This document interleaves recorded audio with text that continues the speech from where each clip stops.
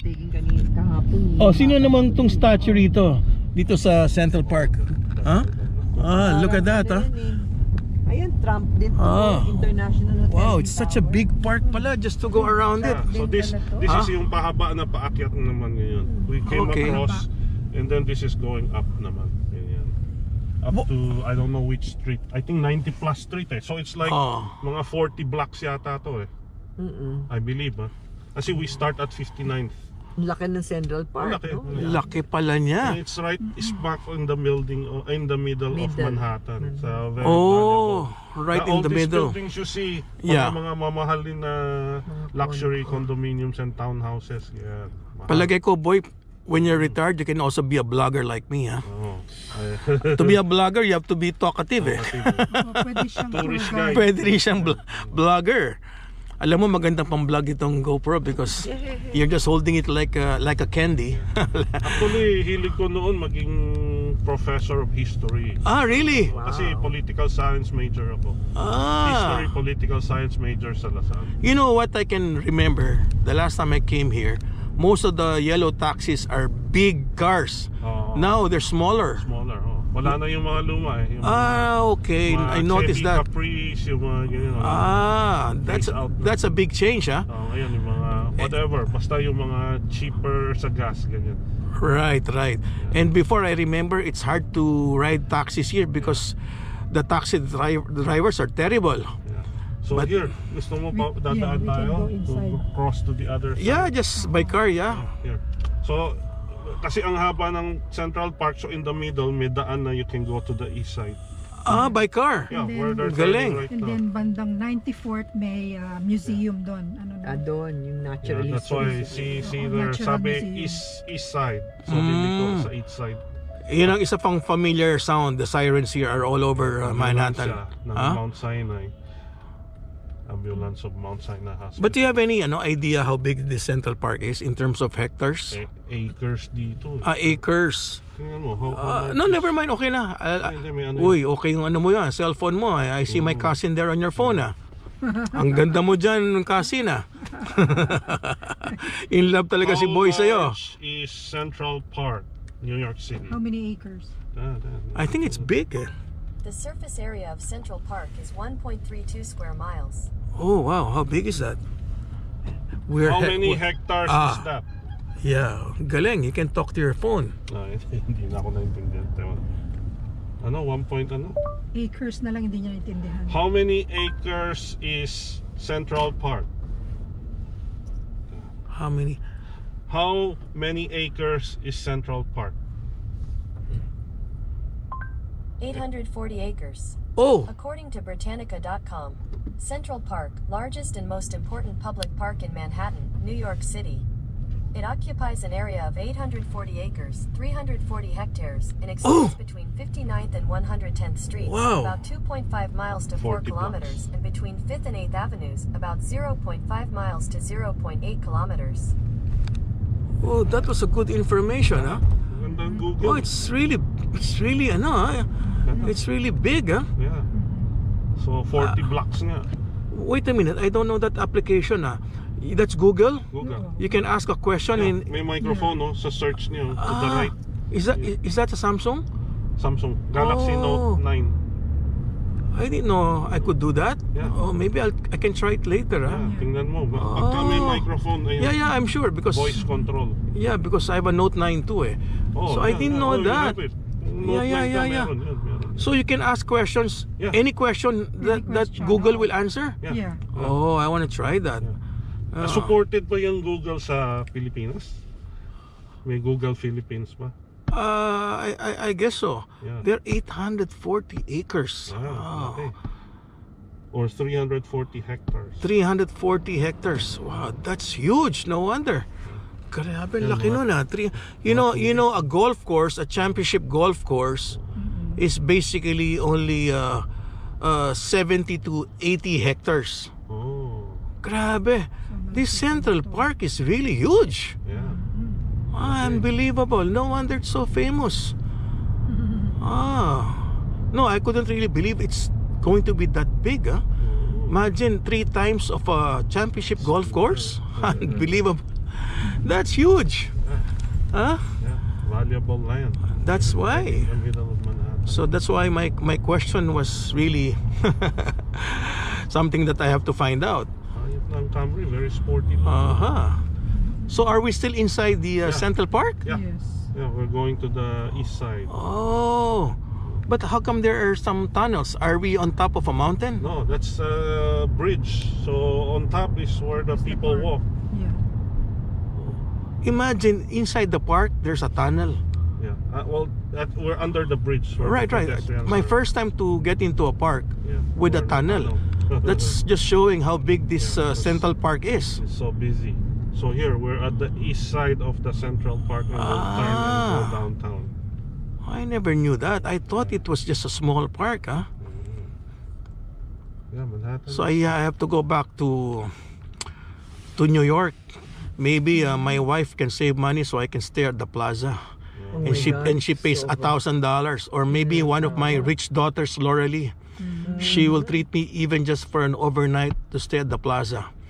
But boy says, even though he has money, he won't do it Yeah. because you're just gonna sleep. Yeah. But don't you want to sleep in a very comfy bed? No, I'm Comfy bed, comfy pillows. I don't care about the location. Yeah, but when it's a nice hotel, you can really sleep well, huh? You know, I like cars better. you like cars. Okay, that's a good one. Travel and spend more time in them. Okay, that's why everybody has his own, weakness and likes. Meron ding zoo on Central Park. There's also a zoo. Yeah, they have a zoo Oh inside. wow! I really thought it was small lang. No, Kanya pala. giant. It's a It's a giant park. big one, huh? Yeah, preserved. Look at that. I can still see from the Google. Oh. middle of Imagine that, how big this place is. 840 acres. At the time, China. Wow. So now, boy is changing the application to maybe maps. Maps. I'm going to look for the automatic car garage in Chinatown, Okay. where the robot will park our car. The robot will park our car. Yes. Automatic car garage. And how much do you pay for that robot? It depends on how long you stay in there. Or let's say we eat for, let's say, It's 2 hours. It's less expensive than the regular parking garage. Huh? Yeah. Oh, this is an experience Yeah, to me, because huh? they don't have employees. It's a robot. Really? Yeah. Oh, this is a good experience, Yeah, huh? you see it. I love it. But I thought we're supposed to go to Chinatown for tonight. Well, we're driving down. So, in that direction. So But Okay, we turned around. Oh, there's a big, we'll still old building here inside Central Park. Huh? What is this building here that I see I don't with know flags? it. Oh, I'm sure there are also fine dining restaurants inside this park. Huh? Hello. I hope in the Philippines they'll do something like this. Hi. How are you? Put up big buildings, and around it would be a beautiful park. Not just all cemented all around you. At least here, you get to breathe fresh air. And look at those tall buildings right outside the park. Unbelievable.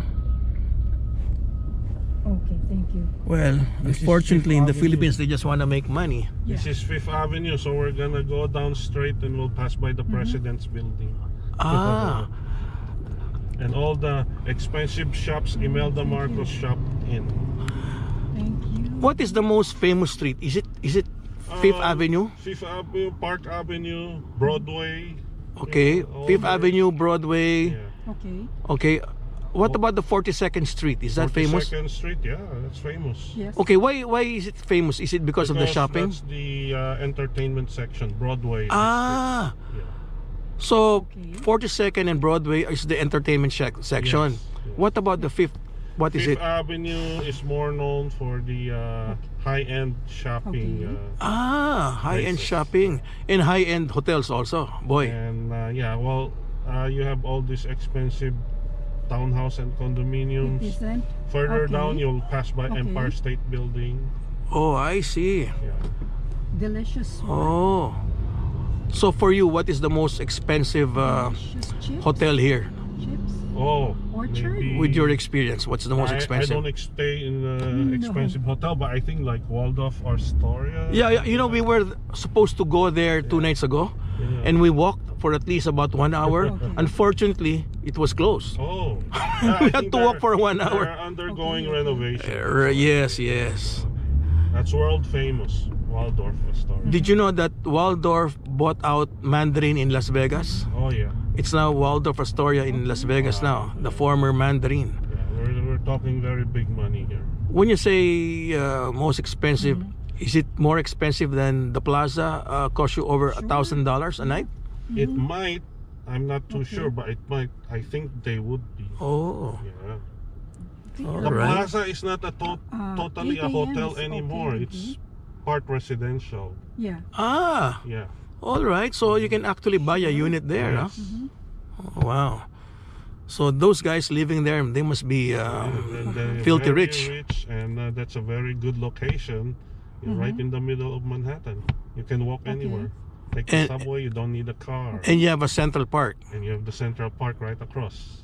Yeah, but you know, after coming from this place yesterday, we came from Yeah. uh, Yes. where the Statue of Liberty is. Berna, what's the name of that place? Statue of Liberty? Ellis, Yes.